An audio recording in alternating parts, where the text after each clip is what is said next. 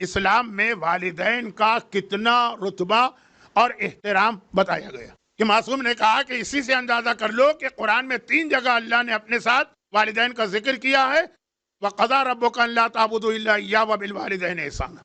3 جگہ اللہ کے بعد اگر کوئی ہے، یعنی اللہ سے مطلب اللہ اور اللہ کی معصوم حجتیں، ان کے بعد اگر کوئی ہے تو والدین. نوجوان اللہ کے رسول کے پاس گھبرایا آیا کہ پیغمبر نے ایک دروازہ ہی بنایا تھا، رحمت کا دروازہ. وہ لوگ آئے جن کو فوری رحمت چاہیے. وہ نوجوان آیا، یا رسول اللہ رحمت چاہیے اور فوری رحمت چاہیے. کیا مسئلہ؟ کہا میرا بھائی، کل یہ جملہ آیا تھا نا، آج اب اس کو حدیث میں سنی. میرا بھائی بڑا بھائی ہے، بہت بوڑھا نہیں ہے، 40-45 سال کا ہوگا. وہ اس کا آخری وقت آ گیا.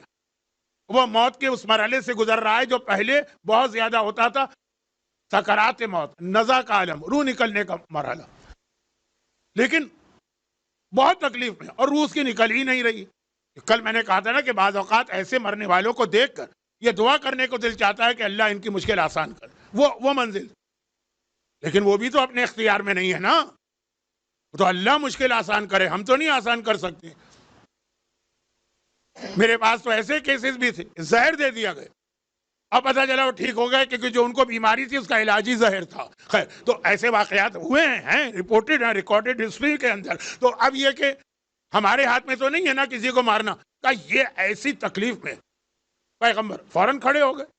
اس زمانے کا مدینہ بہت منا شہر تھا. آج کی جو مسجد ہے نا، وہ پورا مدینہ اس زمانے میں اس کے اندر تھا.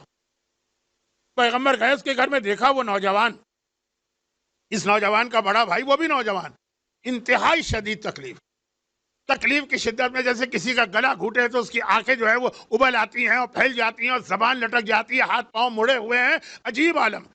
اور گلے سے ایسی آواز نکل رہی ہے جیسے ذبح ہوتے ہوئے بکرے کی نکلتی ہے آوازیں.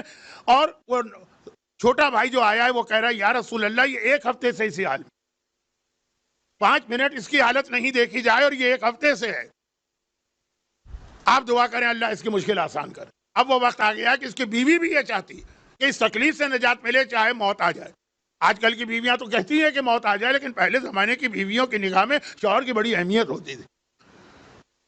اہمیت آج بھی ہوتی ہے، مجھے نہیں پتا. خیر، تو واپس آ جائیے اصل مسئلے پر. پیغمبر نے دیکھا رحمت للعالمین، اس نوجوان کی حالت دیکھی، لیکن فوراً پیغمبر مڑے اور باہر جانے لگے. چھوٹا بھائی گھبرا کے کہتا یا رسول اللہ میں آپ کو لے کے آیا، آپ نے بھی اتنی زحمت، مسجد چھوڑ کے آئے. پیغمبر خالی تو نہیں بیٹھتے نا، ہر وقت لوگ پیغمبر سے مسئلے مسائل پوچھ رہے ہوتے، لیکن آپ آئے میری مدد کے لیے جا رہے ہیں. کہا اس کی حالت یہ بتا رہی ہے کہ یا اس کا باپ اس سے ناراض ہے یا اس کی ماں اس سے ناراض ہے. اسی مرنے والے کو یہ تکلیف ملتی ہے جس کا یا باپ ناراض ہو یا ماں ناراض. اور ایسے آدمی کے لیے ہم بھی دعا نہیں کرتے. ہم بھی دعا نہیں کرتے ہیں جس کا باپ اور ماں ناراض، سوائے ایک صورت کہ جو ناراض ہیں اگر وہ مر چکے. دعائے مشلول ہمارے پاس کیسے آئی تھی؟ وہ نوجوان نا جو باپ کی بد دعا کے نتیجے میں پیرالائز ہو گیا تھا، یمن کا رہنے والا تھا، لیکن سمجھ گیا کہ اب اس عذاب سے ایک ہی طریقہ ہے بچنے کا، مکے جاؤ. خانہ کعبہ میں آیا، پیرالائز ہے، چلا نہیں جا رہا، بڑی مشکل سے زمین پر چاروں ہاتھ پیروں سے گھسٹ کے طواف کر رہا اور رو رہا. تو مولا نے سنا کہ بیٹا حسن اس کو لے کر آؤ. اور پھر مولا نے پورا واقعہ پوچھا اس سے. پتا چلا کہ باپ کو اس نے ایک دفعہ بڑی اذیت پہنچائی. اب آپ نے کہا تھا میں تیرے حق میں بد دعا کرتا ہوں، یہ عذاب آیا اور باپ مر چکا. تو مولا نے پھر دعائے مشلول تعلیم کی کہ اب اس عذاب سے بچنے کے لیے یہ دعا پڑھو. چنانچہ پرانی کتابوں میں دعائے مشلول نہیں لکھا جاتا تھا.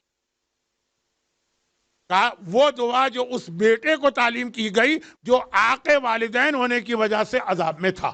بہت لمبا جملہ ہو گیا اردو میں، لیکن مجلس بھی بہت لمبی ہونے جا رہی ہے، شارٹ کرتا ہوں. پیغمبر نے کہا ہم بھی اس کے حق میں دعا نہیں کرتے. ہاں اگر باپ اور ماں مر گئے تو اب کیا کیا جائے تو الگ بات. کہا یا رسول اللہ باپ تو مر چکا ہے اور باپ کے ساتھ اس کا کوئی پرابلم نہیں تھا، ماں زندہ اور بہت ناراض ہے اپنے بیٹے سے.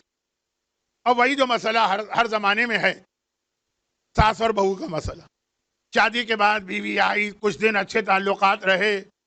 جب آتی ہے نا بہو، اس وقت تو ساس کو بہو بہت اچھی لگتی ہے، کیا ماتھا چاند تھوڑی تارا پتہ نہیں کیا اور کیا. لیکن چند دنوں کے بعد پھر وہی چڑیل اور وہی پتہ نہیں کیا کچھ لگنے لگتی ہے. تو وہ وہاں بھی ہوا.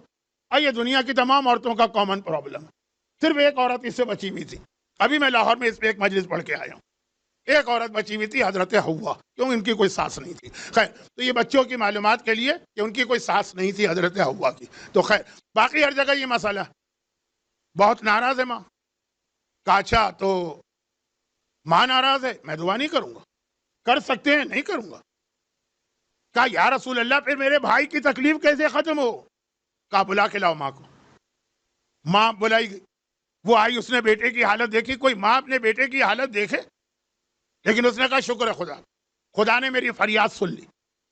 اس نے مجھے ایسی تکلیف پہنچائی ہے کہ میں نے دل سے اس کے لیے بد دعا کی. ویسے امام کی ایک حدیث ہے, اور آپ دیکھیں گے کہ کتنی, یعنی آپ کا دل کہے گا کہ ہاں ہر حدیث صحیح ہوتی ہے, لیکن یہ حدیث تو آپ دل تصدیق کر رہا ہوگا. امام نے کہا ماں کی بد دعا سے اتنا نہ ڈرو جتنا باپ کی بد دعا سے. کراچی کی تو منی بس کے پیچھے بھی شاید لکھا ہوتا ہے ماں کی بد دعا, لیکن اتنا مت ڈرو. ماں بد دعا بھی کرتی ہے تو وہ اوپری دل سے کرتی ہے, دل کی گہرائی سے نہیں کرتی. ہاں باپ جب بد دعا کرتا ہے وہ دل کی گہرائی سے کرتا ہے. لیکن یہاں واقعاً اتنی تکلیف اس بچے نے اپنی ماں کو پہنچائی ہے. ماں نے کہا شکر ہے خدا کا. پیغمبر نے اس چھوٹے بھائی سے کہا کیا کریں, یہ نہیں معاف کر رہی ہے. ماں ہو کے معاف نہیں کر رہی ہے, اور تکلیف دیکھ بھی رہی ہے. اب میں دعا نہیں کروں گا. وہ کہنے لگا کہ اماں سے کہنا تو بیکار ہے, اتنے سالوں سے ہم سمجھا رہے ہیں ماں کو, وہ نہیں مان رہی, لیکن آپ ہی کچھ کریں. پیغمبر نے کہا ایک طریقہ. اب دیکھیں میں طریقہ اس لیے بتا رہا ہوں کہ آسان طریقہ تھا. پیغمبر کہتے اچھا ٹھیک میں کر دیتا ہوں دعا. نہیں, پیغمبر نے کہا کہ تمہارے گھر میں لکڑیاں ہیں. پرانے زمانے میں یہ گیس ویس تو ہوتی نہیں تھی, لکڑیاں چولہے میں جلتی تھی. آئیں, پیغمبر نے کہا کہ آگ لے کر آؤ, اسے جلانا. بیڈ روم میں بستر کے قریب لکڑیاں رکھ کر اس کو جلانے کی کوشش کی جا رہی. وہ بوڑھی عورت گھبرا گئی کہ یا رسول اللہ آپ کر کیا رہے ہیں. کہا میں تمہارے بیٹے کو اٹھا کے اپنے ہاتھ سے اس آگ میں ڈالنا چاہتا ہوں. اب تڑپ گئی, یا رسول اللہ میرا بیٹا جسے میں نے اتنی زحمت سے پالا اس آگ میں جائے گا, جلے گا.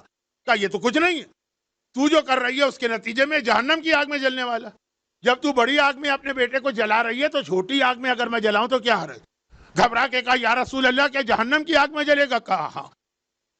آگ کے والدین پر جنت کی خوشبو بھی حرام ہے. اس نے کہا میں نے اپنے بیٹے کو معاف کیا. اور ایک دم سے ایک اطمینان کی سانس کی آواز آئی. پلٹ کے دیکھا وہ نوجوان جو مر رہا تھا بالکل نارمل ہو گیا. اور پیغمبر یہ کہتے ہوئے چلے کہ جو باپ یا ماں کو تکلیف پہنچاتا. ہاں اب ایسی حدیثیں بعض اوقات بوڑھے لوگوں کا تو ذرا مزاج بھی چڑچڑا ہوتا ہے اور اپنے آپ کو ذرا سا ڈکٹیٹر سمجھنے لگتے ہیں.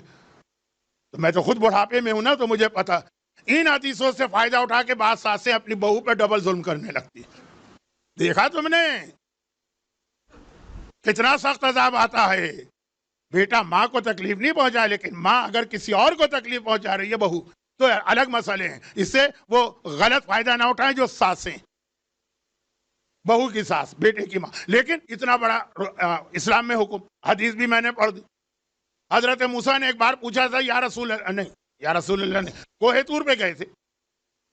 موسیٰ ڈائریکٹ اللہ سے احکامات لیتے ہیں نا, جبرائیل بھی نہیں آتے, اور احکامات لیے. پھر کہا یہ خدا بندہ میں یہ معلوم کرنا چاہتا ہوں جنت میں میرا پڑوسی کون ہوگا. بہت مشہور روایت ہے اس لیے بہت شارٹ میں پڑھ رہا ہوں. موسیٰ بہت عظیم نبی ہیں, رسول خدا اور ابراہیم کے بعد تیسرے عظیم ترین نبی ہیں موسیٰ. ہاں ائمہ جو ہیں ان کے بعد رتبہ آتا ہے, لیکن انبیاء میں. کہا کہ موسیٰ تمہارا پڑوسی فلاں شہر میں جو قصائی رہتا. اب موسیٰ کو ذرا تجسس ہوا کہ وہ قصائی بہت نیک آدمی ہوگا, جسے اردو میں کہتے ہیں چھپا رستم. بہت سے لوگ ہوتے ہیں بہت نیک ہیں لیکن اپنی نیکیاں ظاہر نہیں کرنے دیتے. اور بہت سے لوگ کوئی نیکی نہیں کرتے لیکن فیس بک کے اوپر آپ ان کی پوسٹ دیکھیے, واٹس ایپ میں ان کا اسٹیٹس اپڈیٹ دیکھیے, ایسا لگتا ہے کہ جیسے انہوں نے امام معصوم سے بڑھ کے کوئی کارنامہ انجام دے دیا. تو اب کہا کہ قصائی ہے, چل کے دیکھوں. گئے اس شہر میں. پرانے زمانے میں ہوٹل ووٹل نہیں ہوتے, جو بھی آتا تھا شہر کے کسی بھی آدمی سے کہتا تھا میں مہمان ہوں, مسافر ہوں, وہ اپنے گھر میں جگہ دیتا تھا. جیسے زیارت کے جو 3 دن ہوتے ہیں نا, ہر عراقی اپنے گھر کا دروازہ کھول کے بیٹھا کہ آؤ میرے مہمان, میرا گھر تمہارے لیے حاضر. تو یہ پہلے زمانے کا عام طریقہ تھا جب ہوٹل اور مسافر خانے نہیں تھے. موسیٰ گئے, قصائی کی دکان پہ پہنچے. پہلے تو دیکھتے رہے یہ دکان پہ بیٹھا ہے تو کیا کوئی خاص اسپیشل عمل کر رہا, نہیں, بالکل جیسے سارے قصائی ہوتے ہیں. ذرا قصائی ایگریسو بھی ہوتے ہیں, لڑنے مرنے والے. امام معصوم نے ہمیں بزنس کے بھی بہت طریقے سکھائے. اس میں یہ بھی ہے کہ کبھی کفن بیچنے کا کام نہ کرنا. روزانہ دعا کرو کہ آج زیادہ لوگ مریں، آج زیادہ لوگ مریں تو ہمارا کام چلے. اور قصائی کا پیشہ اختیار نہ کرنا، دل سخت ہو جاتا ہے. دیکھا ویسے ہی جیسے سارے قصائی اس کے قریب گئے، کہا کہ میں مسافر ہوں، آج رات تمہارے گھر ٹھہرنا چاہتا ہوں. اس نے کہا بسم اللہ. یہ عام طریقہ تھا اس زمانے کا. اس کے گھر اس کے ساتھ گئے. وہ گھر میں داخل ہوتے پورا دن کا تھکا ہوا ہے، لیکن سیدھا برابر کے کمرے میں گئے اور تھوڑی دیر تک وہاں رہا، پھر آیا اور ہنستا ہوا آیا. موسیٰ نے پوچھا بھائی اس کمرے میں جا کے ہنس کے کیوں آ رہے ہیں؟ کہا وہاں میری بوڑھی ماں رہتی ہے اور وہ تقریباً بستر کے اوپر ہے، بیڈ پر ہے. تو میں صبح گھر سے نکلنے سے پہلے اس کے سارے کام کر کے جاتا ہوں، پورا دن تھکا ہوا آتا ہوں، پہلے اس کے کمرے میں جا کے اس کی ساری خدمت کرتا ہوں. کہا ٹھیک ہے. تو ہنس کیوں رہے؟ کہا کہ جب میں اس کی خدمت کرتا ہوں شام کے وقت آ کے وہ دیکھ رہی ہے میں پورا دن کا تھکا ہوا ہوں. اور کیا تھکا ہوا؟ تکہ بوٹی کی ہے اس نے لوگوں مثلا جانوروں کی، لوگوں کی تو نہیں. پورا دن کا تھکا ہوا اور پھر ماں کی ساری خدمت کر رہا ہوں جس کے اندر اس کی نجاستوں کو صاف کرنا بھی ہے. تو میری ماں ہاتھ اٹھا کے کہتی ہے اللہ تجھے موسیٰ کا پڑوسی بنا ہے. تو مجھے ہنسی آ جاتی ہے، کہاں مجھ جیسا قصائی جو واجب بھی مشکل سے ادا کرتا ہوں. کہ موسیٰ جیسا عظیم نبی کلیم اللہ جس پہ تورات نازل ہوتی ہے، ماں کی بے وقوفی کی دعا پہ مجھے ہنسی آتی ہے. موسیٰ نے کہا بالکل اللہ نے جو مجھے پیغام دیا میری سمجھ میں آیا، تجھی جیسے شخص کو میرا پڑوسی بننا چاہیے جو اتنا ماں کا خدمت گزار ہو. تو وہ ایک حدیث، یہ دوسری حدیث. وہ عذاب آیا رسول کے ہوتے ہوئے. رسول کون؟ رحمت للعالمین. اور یہ اسٹیٹس ملا